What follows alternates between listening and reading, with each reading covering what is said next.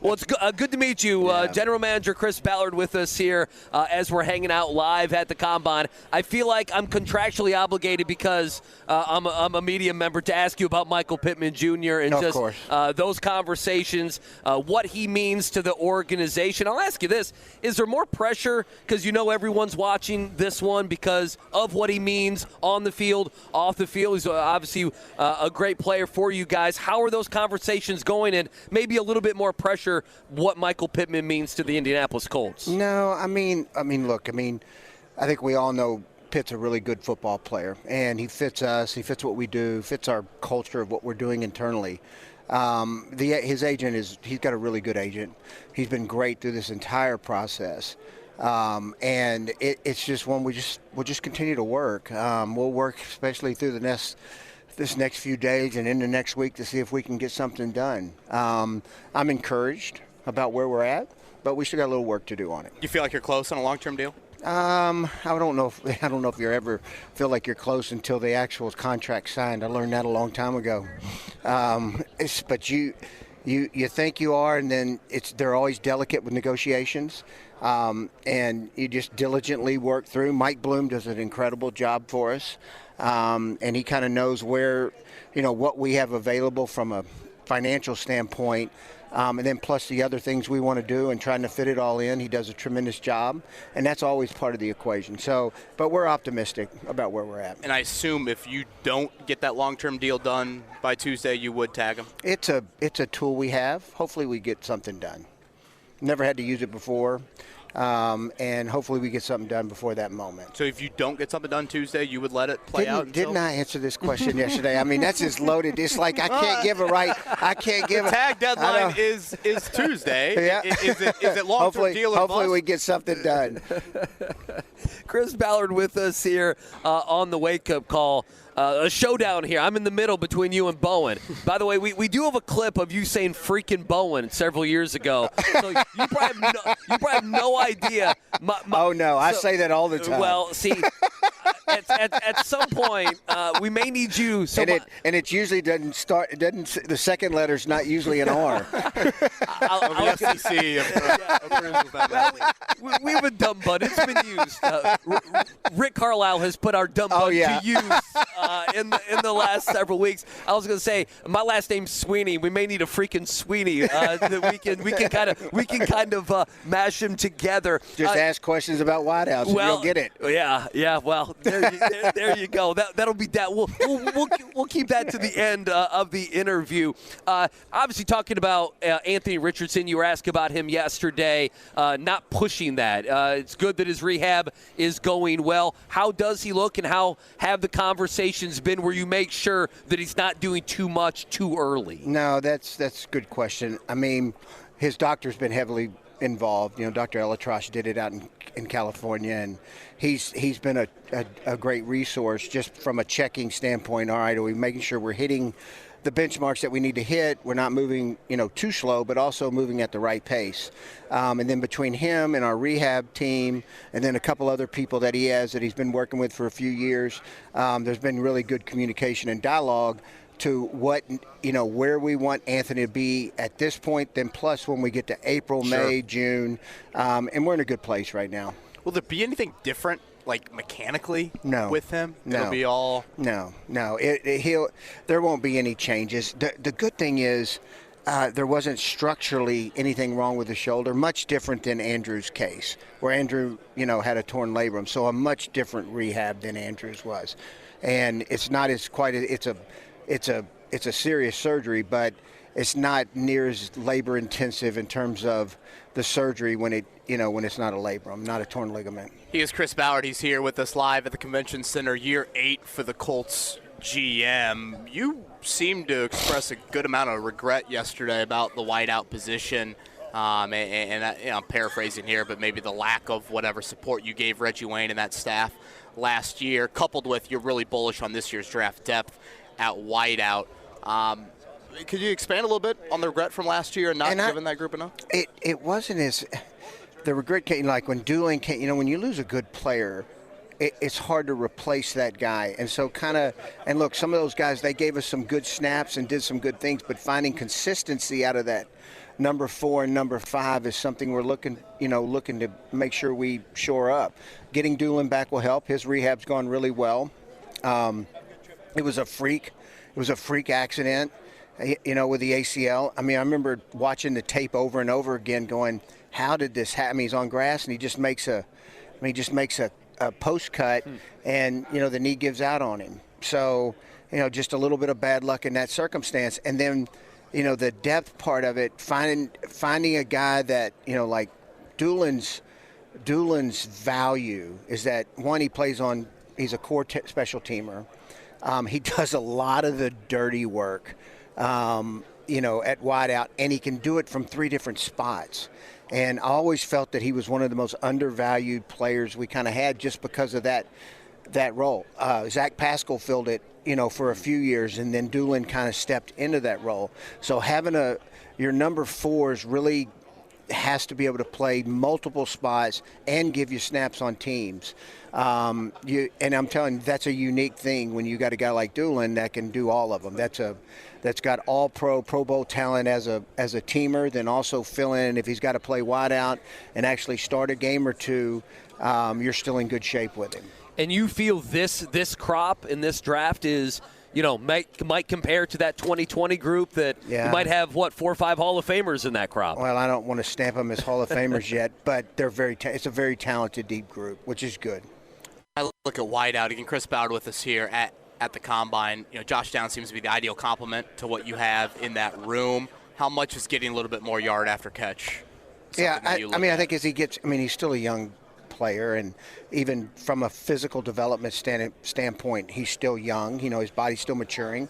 And I think that, as he gets stronger, and then plus he adjusts to how people are playing him. Like when you start watching the tape the second part of this season, people were trying to take Josh away. I mean, he became really a dangerous, weapon for the offense, and, especially on money downs when you got to have it. So I think we've designated him as a slot only, but I thought there were times last year where he showed he could play outside too.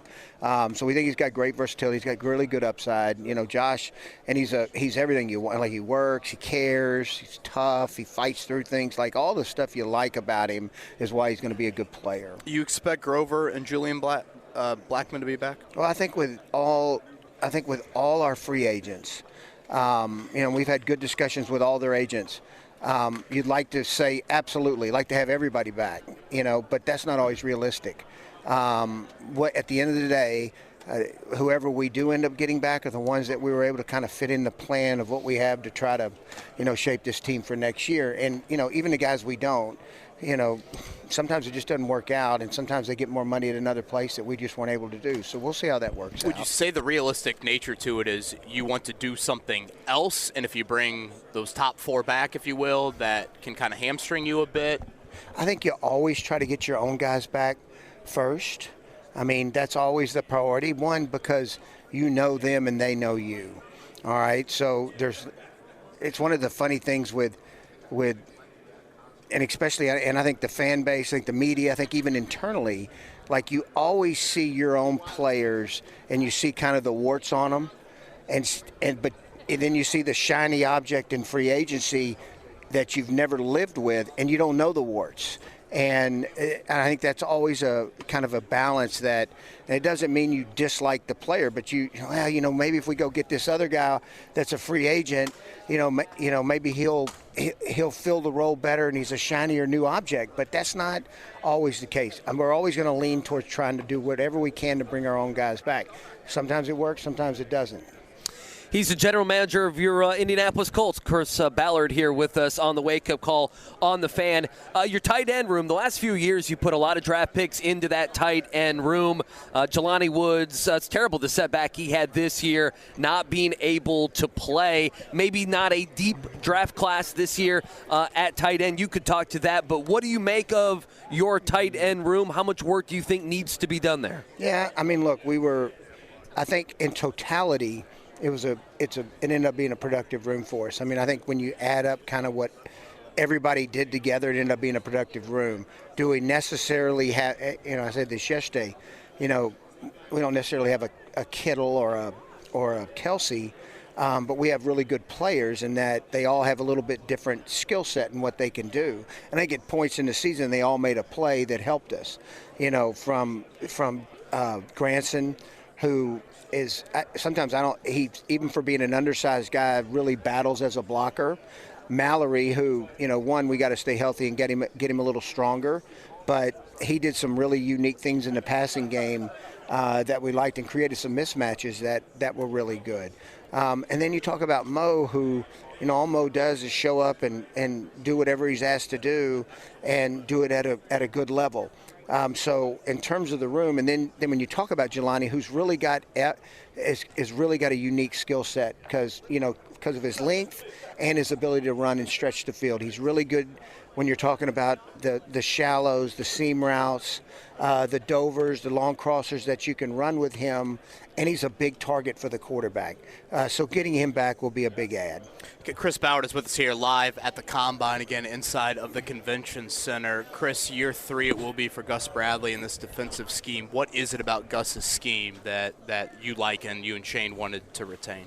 Well, I mean, we've, after year 1, with him, and we had a bunch of, I want to say we had a group coming off a tough 21 season where it didn't end the way we wanted, with a lot of veteran players. And, we ended up signing Gilmore and had some vets. And then we said, you know what, we're going to go back and try to get younger and develop those. So the simplicity won.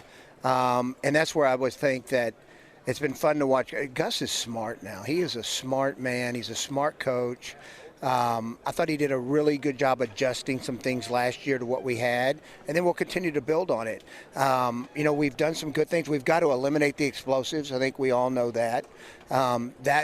Making a team have to earn it down the field is a big part of this game. We'll play great defense for 50 snaps in a game, but there's 7 or 8 that, will give up a play. And so we've got to eliminate that. Some of that was youth.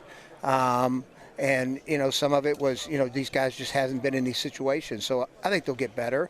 I did think there was areas we did improve. We're pretty good on third down. The red zone was better, not where we want it.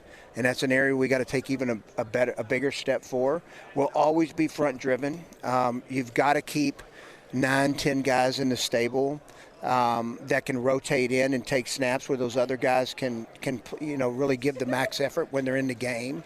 That's always and that's hard, to have 9 or 10. I thought last year was a really good group. I mean, I thought that between, you got your first 4, then you have your second wave of guys. And there's some young guys we're excited about. Like, I still think Quiddy and Dio will take a whole nother, I think there's another step they can really take. I think Eric Johnson will continue to prove from a small school.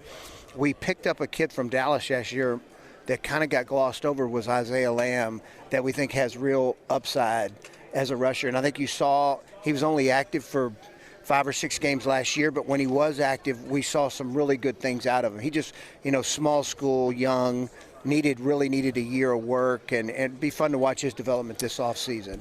Chris Ballard with us here on the Wake Up Call on the Fan. We've done a lot of position stuff. I wanted to ask you this because one thing that kind of struck me, fans after a loss, people get angry, and I'm talking about, the heartbreaker, obviously losing to Houston at the end of the year. You had that press conference after the season.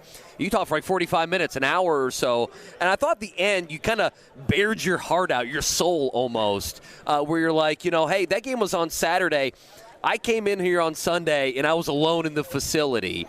What was that day, that night, and that next day when you're in the facility and you were right there from making the postseason? What's going through your mind? Kind of what's the emotion as you're sitting there in an empty facility and you're alone in your office? It's, anytime you get that close, the division title on the line, then you don't finish it out. And look, it's happened, in 21 when we didn't finish it out at the end of the year, and then in 23 we don't finish it out. And it was and what I will say about the game, like it was a heck of a game versus Houston, which, you look at it, kind of hindsight now. I mean, Houston was playing really good football at the time. I mean, they went and they handled Cleveland pretty easily in that playoff game, and then, really for a half gave Baltimore a good run.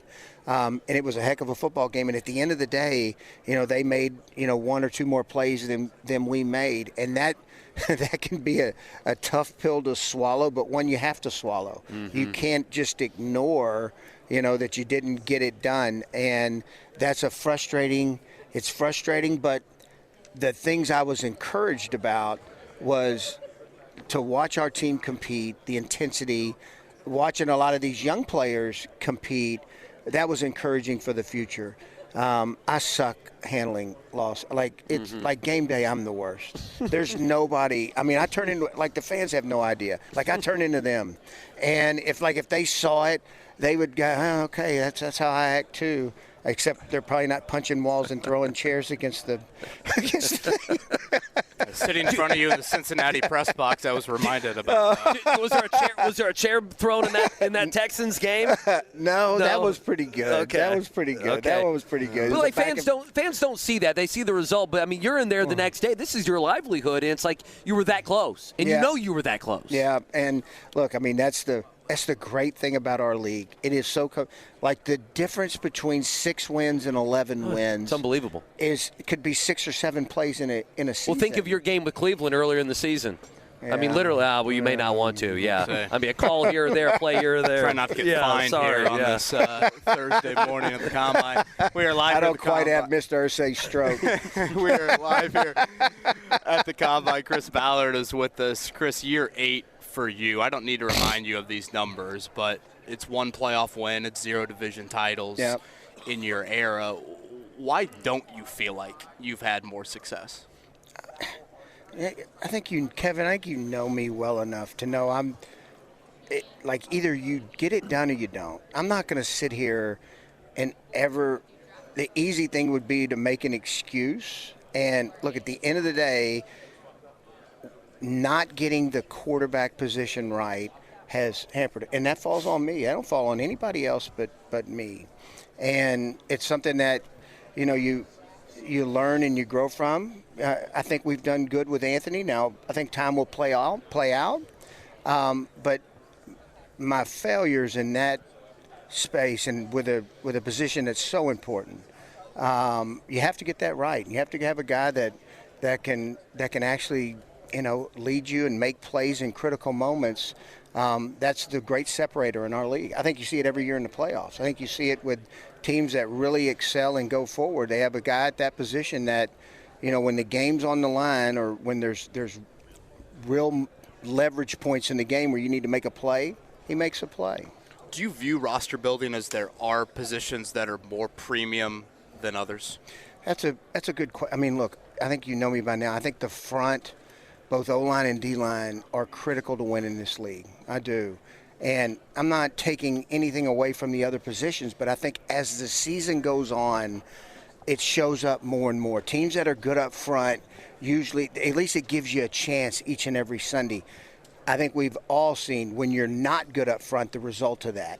Unless you have just a true magician back there at quarterback that can somehow overcome it.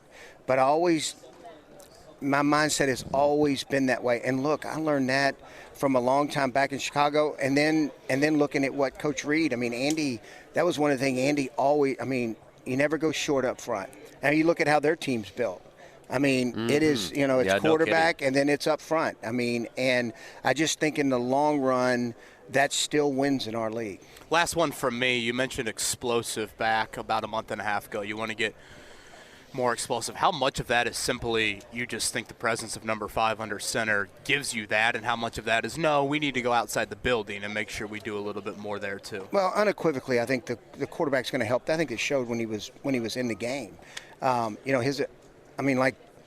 thought one of the really cool, and it sucks that we didn't finish it out, but the Ram game, I thought, like in the second half, we played like crap in the first half, and credit to the Rams. I mean, they kicked they kicked the crap out of us. Dump that, Mark, please. Thank you. Scratch that one out. They kicked the crap out of us in the first half, but the explosives that he was able to create in the second half was really fun to watch. But when you have, like, it's the one thing about, like, Jonathan Taylor. Like, Jonathan can turn a 1-2 yard run into a 40-50 yard run. Making sure we add another element to the offense that's really good after the catch that can create the play that's not there. Chris Ballard with us here. And by the way, the Jonathan Taylor, that Houston game, one of his no doubt finer games. Need to ask you this. You don't have to give up too much, but, free agency, draft, all this is happening. How much contact have you had with Mr. Irsay in that? How are those conversations? As obviously he's getting over his illness that he's been dealing with. I actually talked for 30 minutes last night. And he's good. It's really good. No, he is, like, Mr. Irsay is always going to be involved. It's one of the things I really appreciate about him is that he's done this job before, so he understands the ups and downs of it. He understands the negotiating part of it. Sure. And of course I lean on him. And so we had a great talk last night. I kept him abreast. We'll talk again here when the combine's over and kind of tell him, okay, here's where I think we're at and here's where we're going. But all good. Colts GM Chris Ballard. Chris, we don't want to keep you any longer. I know Brock Bowers about to meet the media, and I'm sure you're a fan of wanting to hear that, right? I think Kevin wants to go over there and get a glance of him as well. I've never seen a guy flip. Y'all would, from Mr. Wideout to now Mr. Tight End. He wants pass catcher. Hold on. You saw the Final Four teams in the playoffs here. this Now year. it's a pass. Okay, so now we've redefined it as pass catcher. Frickin' Bowen. He's a hybrid. He's a hybrid. The pass catchers. Yeah. Kelsey Kittle, Laporta, Mark Andrews. Chris, thank you for the time. Thank you. I know you're a busy man this week. All right. Freaking Sweeney. There we go. There we go. That is the Colts GM.